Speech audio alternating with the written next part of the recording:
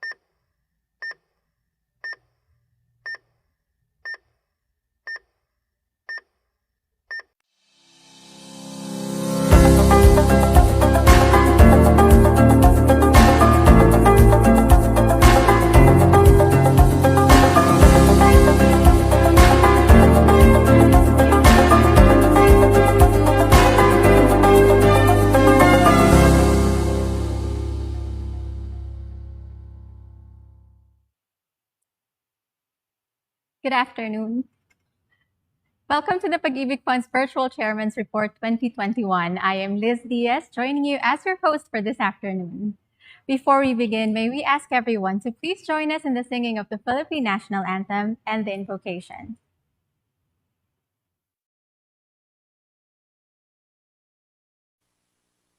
Hayang magiliw, pweres ng silanganan, alam ng puso, sa dibdib mo'y buhay.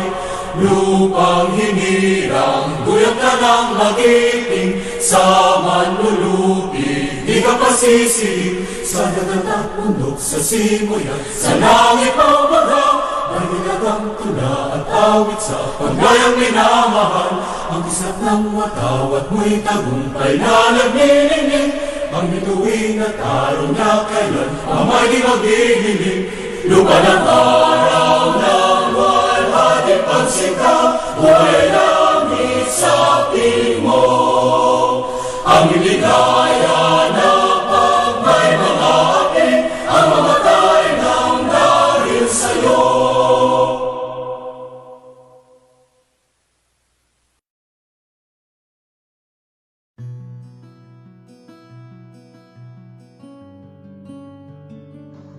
Almighty God, we come to you acknowledging your will and presence in our lives. We continue to depend on you, knowing that without your help, we can do nothing. The pandemic remains a challenge to us, but we wake up every day with faith and hope, acknowledging that you are in control. Thank you, God, for the hope that allows us to look forward to each day. Thank you for the strength that allows us to continue working despite the challenges. We are grateful for the blessing of the people we work with, our members, stakeholders, and partners who continue to trust us. Our Board of Trustees and officers who continue to lead us with wisdom and integrity.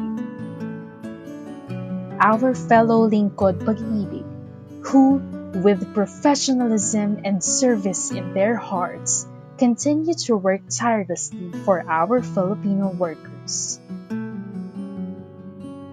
Thank you for allowing us to work together for a fruitful 2021. May we remain grateful as we listen to our chairman's report so that we can celebrate both our successes amid the trials. We continue to ask for your provisions as we face 2022. We ask for your protection as we live every day with the virus in our midst. We ask for your guidance as we make decisions that will not only affect us, but also the people who depend on us. May we live our lives with purpose and serve as inspiration to others as we carry out your will with faith, hope, and love.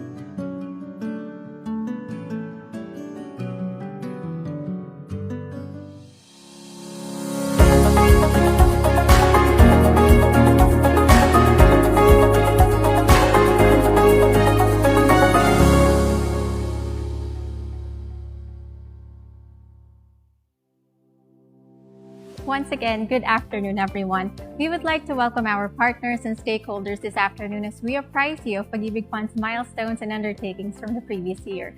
We would also like to welcome our members here and abroad who are watching us via our official Facebook page.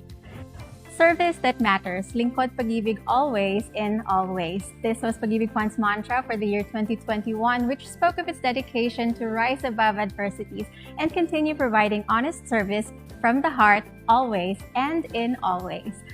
So without further ado, let me introduce the man who will officially open today's event. His leadership has pushed PAG-IBIG Fund to achieve consecutive banner years and record high accomplishments. He leads PAG-IBIG Fund through the implementation of responsive programs and in delivering the Lingkod Pag-IBIG brand of service, tapat na serbisyo mula sa puso. This mantra enabled our PAG-IBIG Fund members, partners, and stakeholders to cope and rise above the challenging times, contributing to building more economic opportunities. Ladies and gentlemen, I am honored to welcome PAG-IBIG Fund's Chief Executive Officer, Mr. Ahmad Rizaldi P. Moti.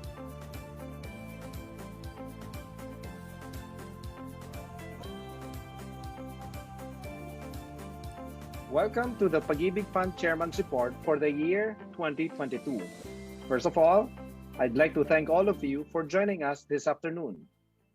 Please allow me to acknowledge Secretary Eduardo D. Del Rosario, the Department of Human Settlements and Urban Development Secretary, and the Chairman of the PAG-IBIG Fund Board of Trustees, PAG-IBIG Fund Trustee Attorney Cornelio P. Aldon, Private Employers Representative, PAG-IBIG Fund Trustee Myla Roque, Private Employers Representative, PAG-IBIG Fund Trustee Pedrito Angeles, representing the private employees, PAG-IBIG Fund Trustee Maria Lorelai C. Fajardo, representing government employees, PAG-IBIG Fund Trustee Anthony Cesar Arellano, representing private employees, PAG-IBIG Fund Trustee Noel C. Binag, Executive Director of the Department of Labor and Employment, Occupational Safety and Health Center, representing PAG-IBIG Fund Trustee, Department of Labor and Employment Secretary Silvestre H. Bello III, Assistant Secretary Silton Sulidum, representing Cabinet Secretary Carlo Nograles, Management Committee members, Deputy CEO Alex Aguilar. Chief Lex, are you here? Wala pa yata si Chief Lex. PAG-IBIG Fund, the Deputy CEO, Marilyn C. Acosta of the Home Lending Operations Cluster. Deputy CEO Robert Jan Cosico, Support Services Cluster. And Vice President Marshall Pimentel of our Legal Group. Land Registration Authority Administrator Attorney Renato D. Bermejo.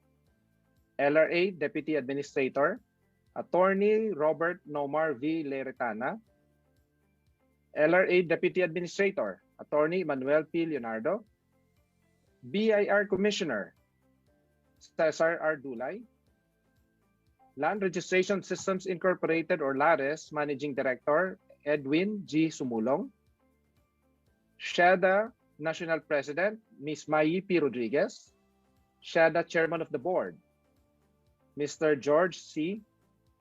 SHEDA Board Advisor, Ms. Rosie Tsai, SHEDA Board Advisor, Ano ba Mr. ito? Pete Felix, Ala, OSHDAP officers, namely OSHDAP Director Emeritus, my good friend, Engineer Jefferson Bongat, OSHDAP President, Paulo Giovanni V. Olivares, OSHDAP Chairman of the Board, Mr. Marcelino C. Mendoza, OSHDAP Vice Chairman of the Board, Engineer George Richard F. Seaton, and OSHDAP Director, Attorney Christopher Ryan Tan. From REBAP, we have National President Michael Agot, and REA National President, Architect Rodney Biando, Raymuland Lands Incorporated Group Executive Officer, Mr. Jacinto C. Nang Jr., Raymuland Lands Incorporated Chief Executive Officer, Ms. Eileen Doyle, New APEC Development Corporation, Corporate Secretary, Ana Michelle Chuaco, 8990 Housing Development Corporation President and CEO, Attorney Anthony Vincent S. Soto, Aksaya Group of Companies President and CEO, Mr. Paul Tanchi, Bria Homes Chief Finance Officer, Ms. Lita Tan, Prima Casa Land and Houses Incorporated, Vista Group Admin Head, Magdalena G. De Guzman, Westchester Realty Corporation Chairman, former Congressman Rodolfo G. Valencia, Fiesta Homes Communities President and Chairman of the Board, Mr. Wilfredo M. Tan. Boss Willie, kumusta na? Linville Land Development Corporation President and CEO, Mr. Kerwin V. Padua. Homemart Group of Companies Chief Operating Officer, Ms. Evelyn Lacuata. Lacton Philippine Insurance and Reinsurance President and CEO, Mr. Victorio C. Vallador. Zytron International Incorporated President and CEO, Ms. Grace Ngo. The law firm of Lauron de los Reyes and Partners President, and also the President of Philippine Association of Collection Agencies Incorporated or PAG-IBIG, Attorney Zafiro Lauron. Our collecting partners from BankNet Incorporated, Chief Executive Officer, Ms. L. Marie Reyes. CIS Bayad Center Incorporated, President and CEO, Mr. Lawrence Y. Ferrer. Ventaja International Corporation, President, Mr. Vincent D. Gray. Asia United Bank, Executive Vice President for Operations in Information Technology, Mr. Wilfredo Rodriguez. The Ministry of Basic, Higher, and Technical Education of the Bangsamoro Autonomous Region of Muslim Mindanao, Minister Boakger Iqbal. Maxim D. Humana International Incorporated President and CEO, Ms. Ethel Paula V. De Guzman. EEI Corporation President and CEO, Roberto Jose L. Castillo. CF Sharp Crew Management Incorporated President and CEO, Miguel Angel V. Rocha. TransAsia Shipping Lines Incorporated President, Chris Alfonsus V. Damoy. DHL Express Philippines Corporation Country Manager, Nigel Lockett. Employers Confederation of the Philippines Governor, Federico R. Marquez. Our media partners and friends, my fellow Lingkod Pag-IBIG, again, good afternoon to all of you. While we are still limited to an online gathering, I am still very much delighted to see all of you today. I trust that all of you are safe and well. We've been gathering today annually for the past 5 years to look back and review the year that was, celebrating our triumphs and accomplishments, but at the same time, reliving the challenges we went through so that we can learn from them and be better. Since that time, affordable, and inclusive within a community. I still remember when he said that we should dream the same dream, share the same vision, take the same step, and look at the same direction to ensure that every Filipino, regardless of his social status, should have a decent roof over his head, one that he can call his own. But before I turn over the virtual podium to our chairman, please allow me to show visual proof of your Pag-IBIG Fund's chairman's untiring dedication. Let us please all watch this.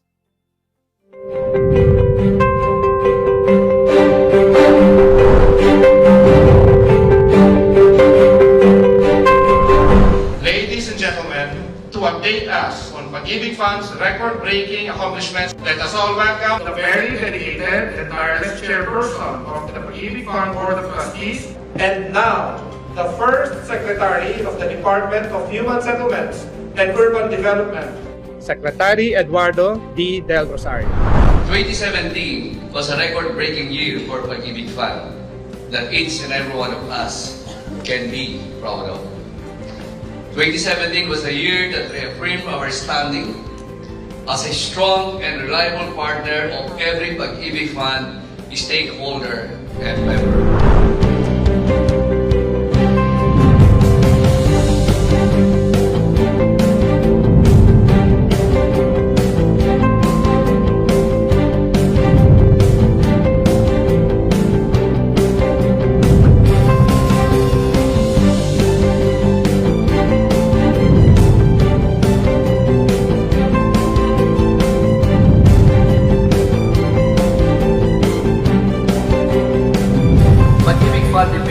Financially strong and remains the Philippines' largest source of housing finance.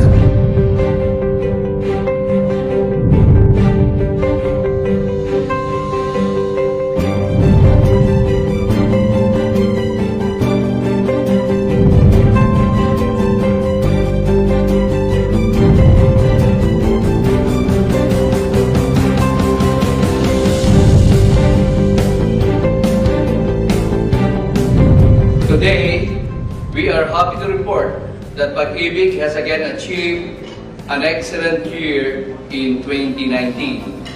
We achieved record highs in our key resort areas while delivering responsive services to our members.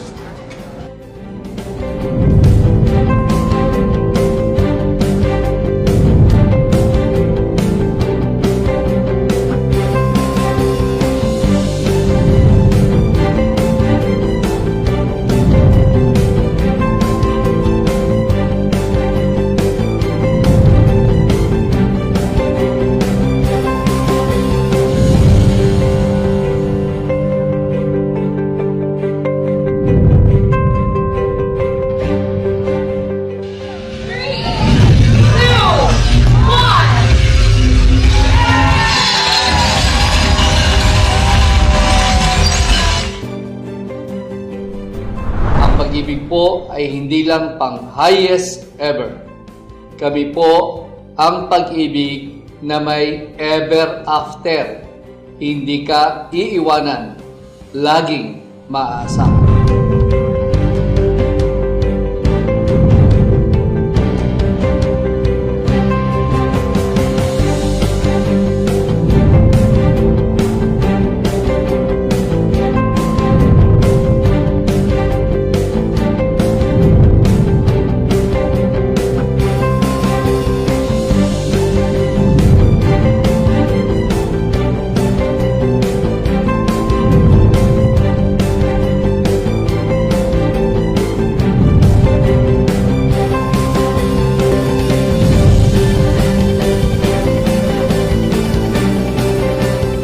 Kami po ang inyong lingkod Pag-IBIG, naghahatid ng tapat na serbisyo mula sa puso. Maraming salamat.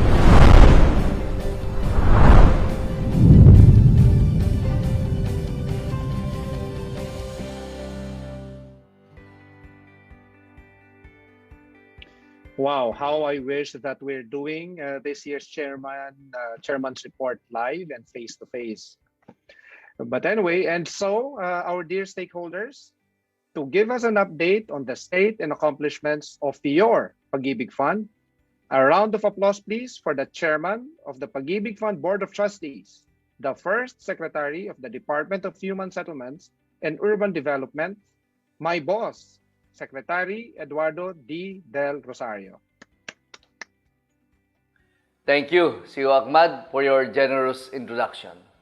To my fellow public servants, partner developers, business owners, employer representatives, friends from the media, and all our stakeholders who are joining us today, good afternoon.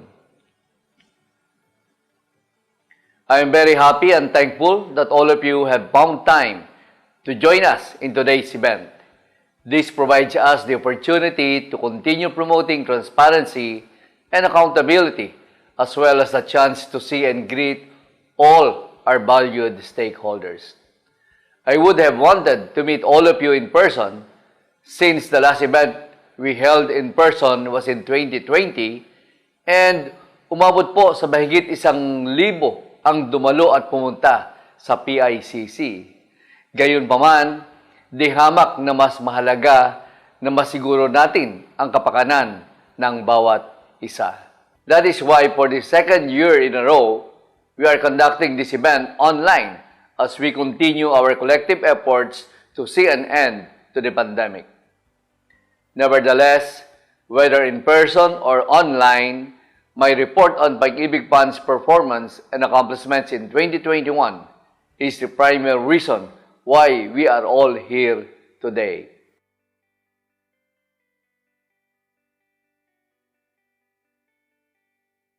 With the continuing challenges posed by the global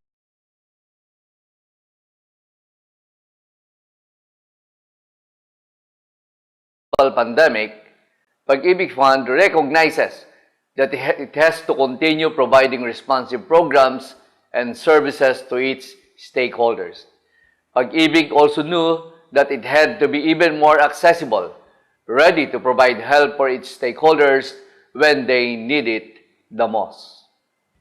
That is why the theme of my report is Service That Matters, Lingkod Pag-IBIG Always, in all ways. This theme fittingly describes the efforts and the accomplishments of your Pag-IBIG Fund as it reached 41 years in 2021. And so, our dear stakeholders, allow me to present my report. Pag-IBIG Fund prides itself in heeding and responding to the needs of its members, providing service that matters. Recognizing that a number of housing loan borrowers had missed payments on their loans, Pag-IBIG Fund intensified its campaign to help borrowers in arrears through its Home Saver programs. The program provided borrowers with 4 options, namely a plan of payment, full updating, housing loan revaluation, and housing loan restructuring, with the goal of helping them update their loans and avoid foreclosure. Later in the year, Pag-IBIG Fund also offered special housing loan restructuring 2 program. Like the Home Saver programs, it provided housing loan borrowers with more than 3 months in unpaid monthly amortizations another chance to keep their homes. When the program ended in December 31 of last year, we helped 60,327 housing loan borrowers update their accounts, avoid foreclosure, and gain better and more affordable terms on their loans. While we continued to provide programs to help housing loan borrowers in arrears, we also implemented programs to recognize and incentivize borrowers who, despite the financial difficulties brought about by the health crisis, kept paying their loans on time. That is why, in September of 2021, we introduced the Be Updated, Get Rewarded raffle promo, For housing loan borrowers, the raffle promo provided borrowers with updated and on-time payments on their loans a chance to win up to 1 million pesos.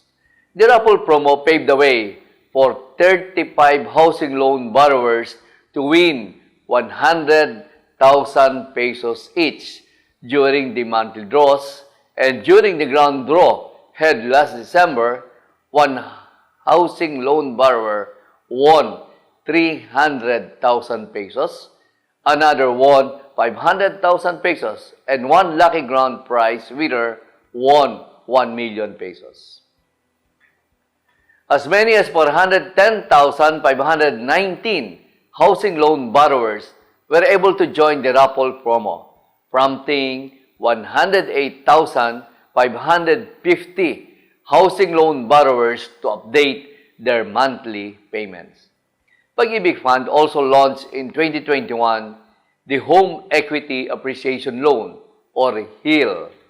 The PAG-IBIG HEAL also recognizes housing loan borrowers with on-time payments on their loans. Under the program, borrowers whose housing loans are at least 5 years old and with regular and on-time payments can avail of another loan based on the net value of their mortgage property. This means that our housing loan borrowers have an additional low-interest loan to help them secure cash to purchase their needs. We have also improved on our existing cash loan program, make it more affordable, especially now that we all continue to recover from the pandemic. Since its inception in the 1990s, the PAG-IBIG short-term loan, which is comprised of multi-purpose loan and calamity loan, was payable over a 2-year period. While this payment term makes the loan affordable until today, we saw the need to lengthen the payment term from 2 years to 3 years. And by doing so, we give our borrowers more time to pay off their loans with lower monthly payments. For example, a cash loan amounting to 20,000 pesos shall have a payment of 1,016.52 centavos per month for a multipurpose loan and 897.23 pesos per month for a calamity loan under a 2-year payment term. With the new 3-year payment term, the amount of each monthly payment is reduced to just 734 pesos per month for a multipurpose loan and 615 pesos a month for a calamity loan. With payments spread over a longer period, monthly payments are brought down by 28% for the MPL and 31% for the calamity loan. PAG-IBIG also continues to provide an added means of savings for our members through the PAG-IBIG Loyalty Card Plus. As of 2021, we have already issued 8.42 million PAG-IBIG loyalty cards to our members.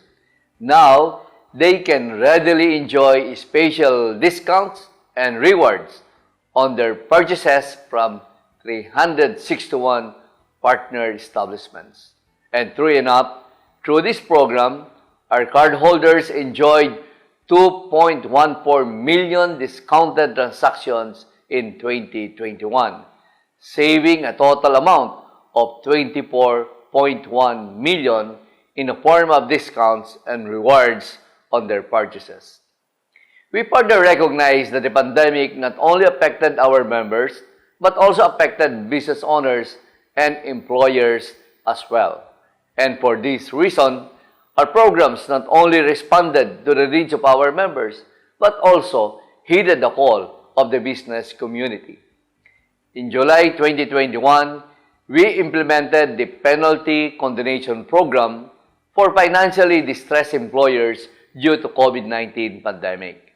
This program provided eligible employers an affordable way to settle the PAG-IBIG monthly contributions of their employees free from penalties. We have also heeded the call of the business community by providing them settlement options which was more comprehensive and expansive in coverage than prior similar programs. Not only did it cover missed payments on the contributions of their employees during the health crisis, it also covered missed payments prior to the pandemic. And by so doing, we are able to provide a complete and sensible solution for employers in settling the unpaid monthly contributions of their employees. So far, our efforts have helped 722 employers in settling the monthly contributions of a total of 30,568 employees, amounting to 24.4 million pesos. Through this program, not only were we able to help employers and their employees, but also the national government in helping the business community recover and normalize their operations amid the pandemic. I am also happy to report that with the concurrence of the Board of Trustees, we will continue to defer the increase of the monthly contribution of our members. Hence, this will be the 36th year that PAG-IBIG's monthly contributions will be the same. As you may all recall, we approved in 2019 the increase in the contributions of our members and the counterpart share of their employers from 100 to 150 pesos per month. At that time, it was necessary to generate funds to finance the growing demand of our housing loans and to maintain our low interest rates of our loans. But we decided to postpone its January 2021 implementation, recognizing the plight of our members and the employers during the pandemic. And even while the demand for our loans continues to grow, PAG-IBIG Fund's fiscal standing remains as strong as ever. That is why I am happy to report that we shall continue to defer the increase of our monthly contributions. As you may have noted, PAG-IBIG Fund has implemented numerous programs for the benefit of our members and stakeholders. And for these programs to be able to achieve its objectives, we must ensure that these, along with other benefits and services, must be accessible always. For this reason, we strive to provide service that matters, lingkod pag-ibig, in all ways. It has been said that for us to be able to serve you, our stakeholders, amid the pandemic, we must first ensure that our own people are protected and equipped to battle the threat of COVID-19 virus. I am happy to report that 99.27% of all our Lingkod Pag-IBIG officials and employees are now fully vaccinated against the COVID-19 virus. You can be assured that we shall always bring you our tapat na serbisyo mula sa puso service while keeping everyone safer from the virus. We believe that aside from the service we pledge to deliver, it is our duty to keep our members who visit and transact at our branches safer and more protected as well. Allow me therefore to commend the men and women of PAG-IBIG Fund whose dedication and commitment to serving you, our members and stakeholders, are the reasons why, despite the continuing pandemic, PAG-IBIG continues to establish itself as one of the most responsive, stable, and well-managed institutions in the country today. And while we continue to keep our branches safer for our members who wish to access our programs, we have also made several upgrades to our online service facility, the virtual PAG-IBIG. With these improvements, more and more of our programs and services can be accessed online by our members, whenever and wherever they may be. When CEO Ahmad and I launched the virtual PAG-IBIG in 2019, Several services can be accessed online. This included membership registration, online payments, and viewing of one's savings and loan records, to highlight a few. And since then, it has been upgraded so that members may now use the virtual PAG-IBIG to apply for short-term loans, to take the first step in applying for a housing loan, and to claim their PAG-IBIG savings due to maturity, optional withdrawal, or retirement without having to go to our branches anymore. In addition to all this, the virtual PAG-IBIG now has a facility for employers and business owners. This is the virtual PAG-IBIG for employers. With this added service, employers may now remit the PAG-IBIG savings and loan payments of their employees, as well as certify and file their employee short-term loan applications easier, safer, and more conveniently online. I am happy to report that since its launch just a little over 2 years ago, the virtual PAG-IBIG has now served 2,753,140 online transactions, not just here in the Philippines, but all over the world. With 1,682,598 members with virtual PAG-IBIG accounts, members who can now view their savings and loan records and enjoy many more services online with just a smartphone, computer, or tablet with internet connection without having to go to any PAG-IBIG branch. I am also happy to report that in 2021, with the support of our fellow government agencies such as the Department of Labor and Employment, the Department of Foreign Affairs, the Philippine Overseas Employment Agency, our colleagues from various Philippine embassies and consulates, and OFW council leaders, we were able to open PAG-IBIG virtual offices in North America, UAE, Kuwait, United Kingdom, Ireland, Singapore, East Asia, and Oceania. These virtual offices shall further elevate the level of service of PAG-IBIG Fund for our overseas Filipino workers by providing them personalized 24/7 service provided by a dedicated team of Lingkod PAG-IBIG here in the Philippines. PAG-IBIG Fund's performance in 2021 shows its resiliency, ability to adapt, and find new and innovative ways to continue to deliver service that matters to its members and stakeholders. PAG-IBIG Fund enjoyed a string of best years ever until the global pandemic arrived in 2020. But despite the ongoing health and economic crisis in 2021, I am happy to share with you that we are back to our record-setting ways. At the close of year 2021, PAG-IBIG Fund's active membership stood at 13.69 million.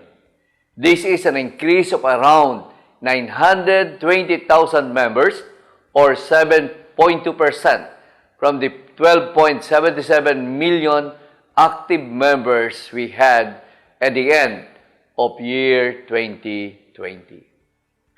This number reflects the continuing recovery of our economy, with more of our Filipino workers gaining employment over a span of 1 year.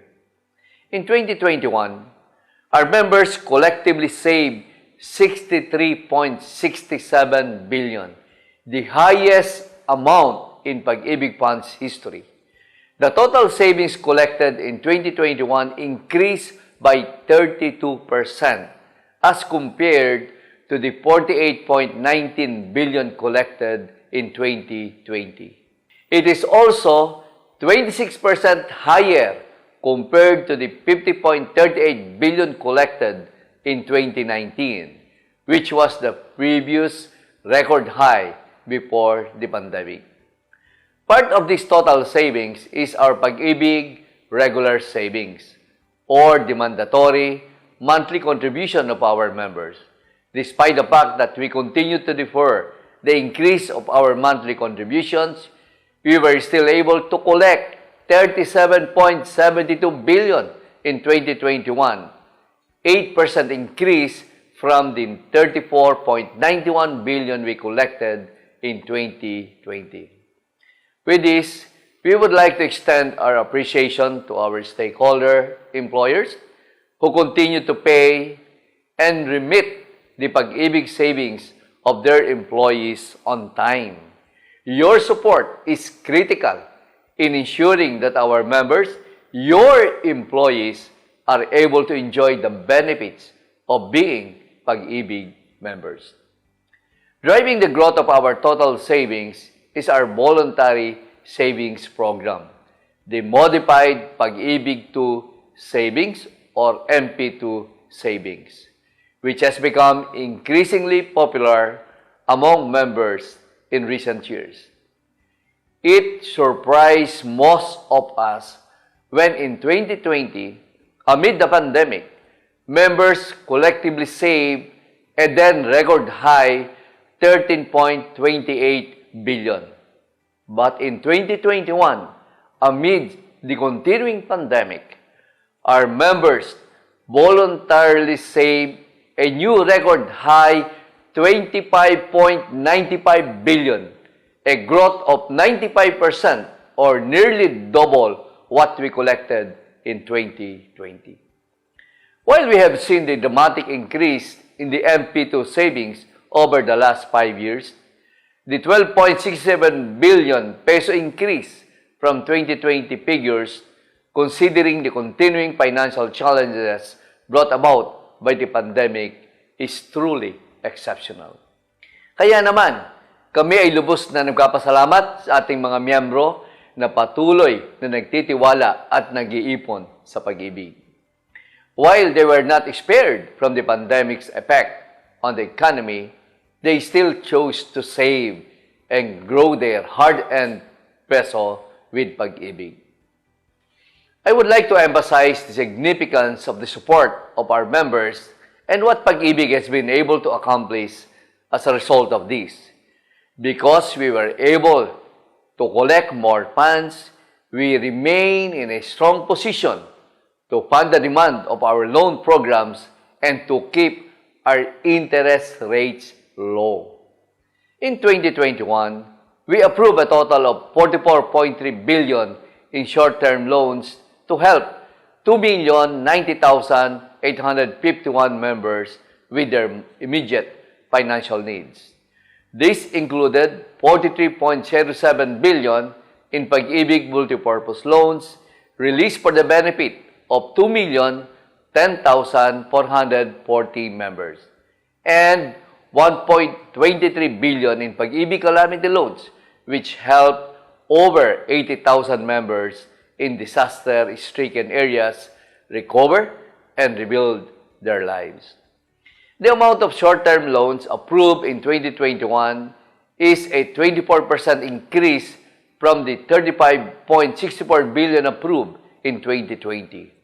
Meanwhile, the number of borrowers we aided through the program increased by 20%. Our performance on the housing loan front is back to its record-setting ways. I remember CEO Ahmad telling me a couple of years ago that we are poised to break the 100 billion peso barrier in housing loan takeouts by 2022. We both understood that this achievement would be significant because the more housing loans released, the more members are able to make their dream of owning a home come true. That is why I am happy to report that in 2021, PAG-IBIG released 97.3 billion in housing loans, a new record high. This is higher by 12% or 10.6 billion compared to its previous record high of 86.7 billion in housing loans released in 2019, which was achieved before the pandemic when there were still no limitations brought about by quarantine restrictions. This amount empowered 94,533 Filipino families to acquire their own homes, an achievement which is even more significant today as providing a home to our members and their families will keep them safe and protected against the COVID-19 virus. And if we add the interim housing loan releases amounting to 3.5 billion, our total takeout for 2021 shall finally surpass the 100 billion peso takeout level, or 100.8 billion to be exact. This means that we have already achieved our once impossible goal of surpassing 100 billion in home loans in year 2021. 1 year earlier than our target date, at partida pa dahil nagawa natin ito sa gitna ng pandemya. It is also noteworthy that of the total housing loans released in 2021, 9.7 billion were socialized housing loans, benefiting members from the underserved sector. Through this program, we were able to empower 22,028 members from the minimum wage and low-income sectors secure their own homes. The amount of socialized housing loans is 10% of the total housing loans released in 2021, while the number of minimum and low-wage earners who benefited from the housing loan is 23% of the total housing loan borrowers for the year. Amid the continuing health crisis, availment of socialized home loans increased by 30% from the 16,975 socialized housing loans granted in 2020, while the amount released grew by 37% from 7.1 billion disbursed in 2021. I have always believed that having a shelter is a right. So we at the department and our key shelter agencies will do everything that we can to empower our fellow Filipinos to have a dream house of their own. The accomplishments of PAG-IBIG Fund in the housing front allow us to achieve our objectives under the Balay Filipino program of the department. Balay, which stands for Building Adequate, Livable, Affordable, and Inclusive Filipino Communities, continues to provide more housing opportunities to more Filipino families, particularly those belonging to the underserved sector.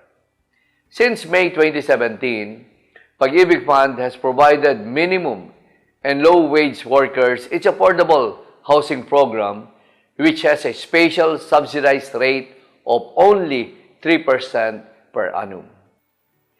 We are able to subsidize the low interest rate that minimum and low-wage workers enjoy under our affordable housing program, being a tax-exempt agency, as prescribed under our charter and as reinforced by the CREATE law. And while PAG-IBIG has again posted record high numbers in terms of its housing loan releases, it continues to monitor and strive to maintain the quality of its housing loan portfolio. PAG-IBIG Fund's performing loans ratio, understandably and expectably, dipped to 87.17% following the effects of the pandemic on our housing loan borrowers. But I am happy to report that by the end of 2021, our performing loans ratio gained 113 basis points to climb to 88.30%. For its service excellence, sound management, and responsiveness to the needs of stakeholders amid the pandemic. In 2021, PAG-IBIG was awarded with the most valuable government pandemic response by the Asia Pacific Stevie Awards, bestowing upon PAG-IBIG a gold medal under the said category. In the same year, PAG-IBIG Fund secured for the 9th consecutive year an unmodified opinion from the Commission on Audit. This is the highest opinion that COA can give to a government agency or corporation, indicating that PAG-IBIG Fund's financial statements in all material respects are in accordance with applicable financial reporting frameworks. Among the highlights of 2021 was PAG-IBIG's inclusion in the list of the most trusted government agencies by the Philippine Trust Index or PTI. The 2021 PTI noted that in terms of government agencies, departments that got the highest trust are those whose functions require them to remain engaged with the public, even during the pandemic, such as online learning, finance, regulation, loan assistance, and aid distribution. The Department of Education earned the highest trust rating of 91%, followed by PAG-IBIG Fund at 89%, the highest among GOCCs on the list. We are truly honored by these recognitions, as these show that we have fulfilled our duties during the pandemic while still maintaining the highest standards of transparency and integrity in our work. 2021 remained a challenging year, but PAG-IBIG Fund rose above the challenges brought about by the continuing pandemic. It was able to do so largely due to the support and collective participation of all our stakeholders. Truly, we live up to the name that PAG-IBIG Fund stands for: pagtutulungan sa kinabukasan, ikaw, bangko, industriya at gobyerno. Our esteemed stakeholders at this time, please allow me to recognize my fellow members of the Board of Trustees whose exemplary service and outstanding guidance enable us to implement immediate and responsive programs for the benefit of you, our stakeholders. I would like to call on the Vice Chairman of the Board, Department of Finance Secretary Carlos Dominguez, represented by National Treasurer Rosalia De Leon, and OIC Deputy Treasurer Eduardo Anthony Marino. The PAG-IBIG Fund Chief Executive Officer Ahmad Rizaldi Moti. The Department of Trade and Industry Secretary Ramon Lopez, represented by DTI Undersecretary Irineo Bismonte and Undersecretary Blesila Lantayona. Former Secretary of the Department of Budget and Management Wendell Abisado, who served as trustee until August 13, 2021.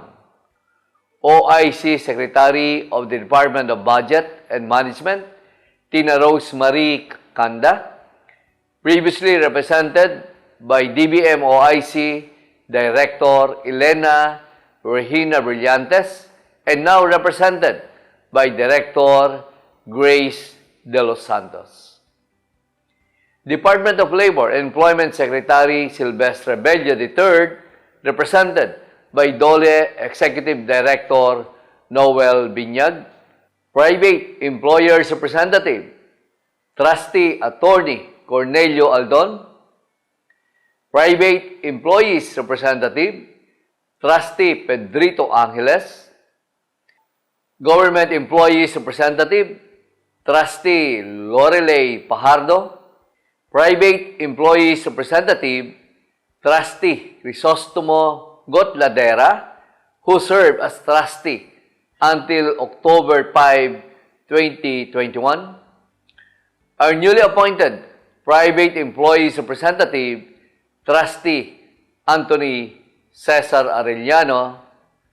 And last but not the least, Private Employers Representative, Trustee Myla Roque. Thank you for shepherding the fund to the best of your abilities, for imparting wisdom, and for your hard work and commitment in leading PAG-IBIG Fund to set record high achievements and milestones year after year. Thank you for your support to the efforts of the government in striving to provide more social benefits for more Filipinos. Our dear stakeholders, my fellow board members, and all Lingkod PAG-IBIG, our collected efforts have resulted in a PAG-IBIG Fund that is stronger than ever.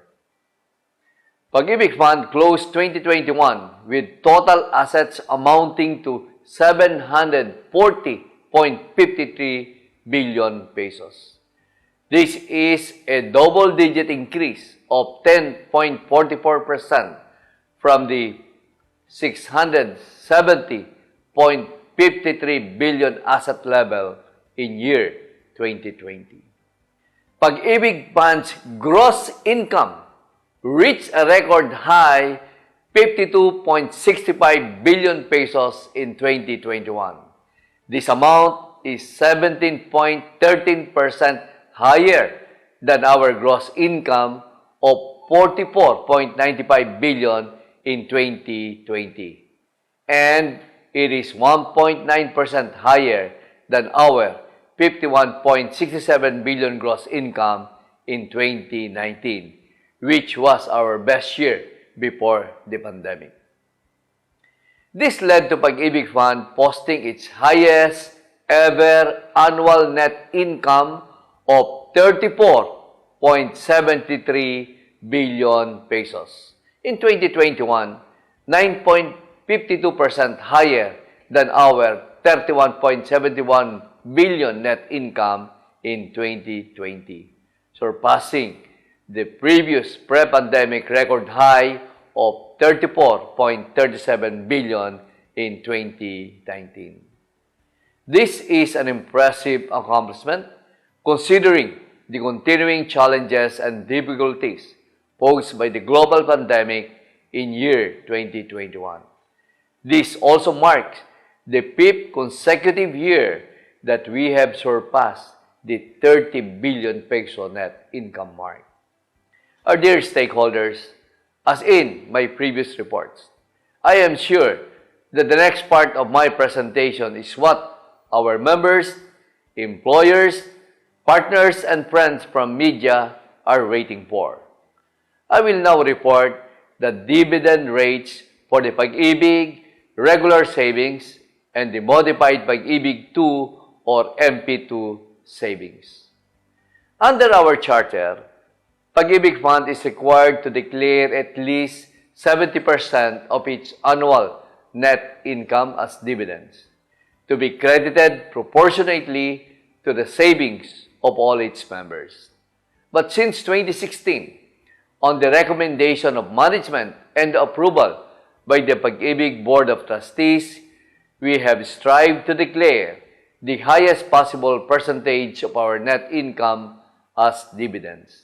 Our decision balances our efforts to return the highest possible dividends to our members while ensuring a sufficient capital adequacy ratio to ensure our stability and protect PAG-IBIG Fund from major risk exposures. Following the recommendation of management and upon confirmation of the PAG-IBIG Fund Board of Trustees, we shall once again go beyond what is required by our charter by declaring 86.56% of our annual net income as dividends for our members. With this, we are happy to report that PAG-IBIG Fund's dividend payout for year 2021 shall amount to 29.86 billion pesos. Our dear members and stakeholders, this first week of February, data from the Philippine Stock Exchange showed that the dividend yield of publicly listed companies for their shareholders is at 2.58% only. From us here at PAG-IBIG, we are proud to report that the 2021 dividend rates of our savings programs remain higher than what most financial instruments in the market offer. And so, ladies and gentlemen, allow me then to announce, subject to the confirmation by the PAG-IBIG Fund Board of Trustees, the 2021 dividend rates for the PAG-IBIG savings. The 2021 dividend rate for the regular PAG-IBIG savings is 5.16%, while our 2021 dividend rate for the modified PAG-IBIG 2 or MP2 savings is 5.66%. As I end my report, please allow me once again to extend my appreciation to you, our dear stakeholders, for your enduring trust and support to PAG-IBIG Fund. We are but a few months away from the national elections, which would certainly bring much change. However, no matter what change may occur over the coming months, I would like to assure you that I, along with my fellow appointees in PAG-IBIG Fund, shall continue to strive to implement responsive programs, enact relevant policies, and serve you to the best of our abilities. Likewise, be assured further that since my appointment as chairperson of the then Housing and Urban Development Coordinating Council in July of 2017, and as the first secretary of the Department of Human Settlements and Urban Development in January of 2020, and as chairperson of the PAG-IBIG Fund Board of Trustees over the last 5 years, we have provided you service with professionalism, excellence, and integrity. Kami po ang inyong lingkod PAG-IBIG, naghahatid ng tapat na serbisyo mula sa puso. Maraming salamat po.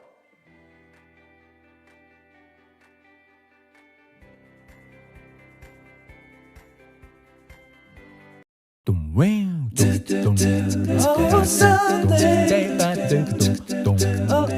Monday.